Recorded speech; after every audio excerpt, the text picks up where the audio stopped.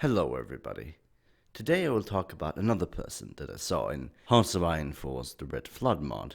So Germany in this mod is left-wing, usually run by Goebbels, but you can choose to pick somebody else. If you pick the Libertarian Marxist, you're gonna get a person called Anna Seghers. And because all that this mod has to do is poets getting political power, which is kind of funny.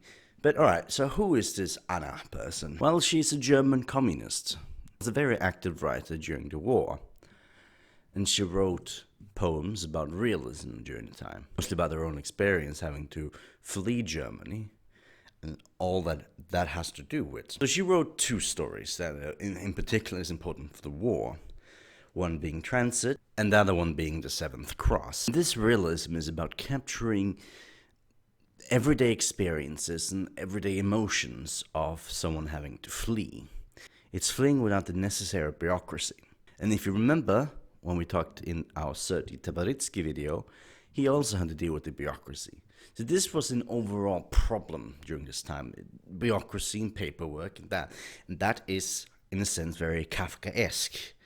And that is what she portrays quite well, especially in the book Transit. So here she's talking about a person fleeing and being hunted by secret services. He does not have the paperwork for his own identity, but he has the paperwork of somebody else that he's pretending to be, and this person being a writer.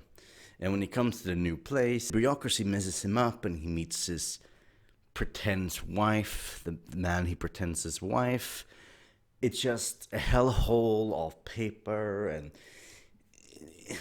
having to run away, constantly worrying about the right thing, constantly like just hell on earth when it comes to paperwork. And that is what she captures there quite well. And when it comes to the Seventh Cross, she's given an example about a concentration camp where 7 people are doomed to die.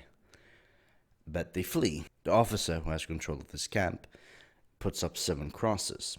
It symbolizes that these people will be hanging on these crosses. The officer has made it his personal goal to hunt the 7 people down.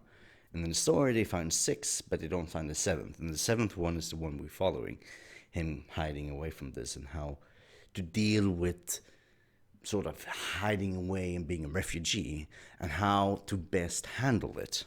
Her conclusion being, if you can help each other out, meaning not making all the problems in one man's shoulder, you can actually help each other out, even during hard times, in this case, during a dictatorship. So if you're fleeing a dictator or bad men, as long as you help each other out, you can be fine. And these are stories that relate to her own life, her own fleeing away. But once she was done fleeing, once the war was over, she became part of the East German Republic and became part of the cultural intelligentsia in East Germany. Became part of the writing guilds and all types of awards and had to help people with schooling. So after the war, she had a quite nice life. But it was during the war that was the horrible part. And that realism that she writes is what people like about her. It portrays it not in a over-the-top way, but in a way that makes you kind of feel like you could be part of it. So in a way, I think what her work can symbolize is also what's happening today with the refugee crisis. Because a lot of the problems right now facing Europe, well, it's a lot of people coming in, but for the people coming in, it's the bureaucracy. Like, for example, Sweden, I'm Swede, sounds like a great place for many. That's why they come here. But once they come here, they're stuck in a limbo for 10 to 20 years until they want to either kill themselves or go around killing. It's not a nice place. But you don't have a choice in the matter. You're stuck in the bureaucracy. You can't go back because the state won't allow you, and the state can kick you out whenever needed. The state won't let you leave to another country. It's a horrible system that has been created of just pure bureaucracy. And the system is so incomplete here that it can kick out random people who had nothing to do with anything. Like, oh yeah, you've been here for 30, out. Like, what? No, I have citizenship. Out. Like, okay, well, fuck you and your goddamn nonsensical system. But again, it goes back to this realism part. That is what she wants to tell. And if you go back to RedFlood mod, what she actually does really well and what she fits in this is Her realism is very good against Franz's anti-realism. Her poetry, her storytelling, is grounded in reality.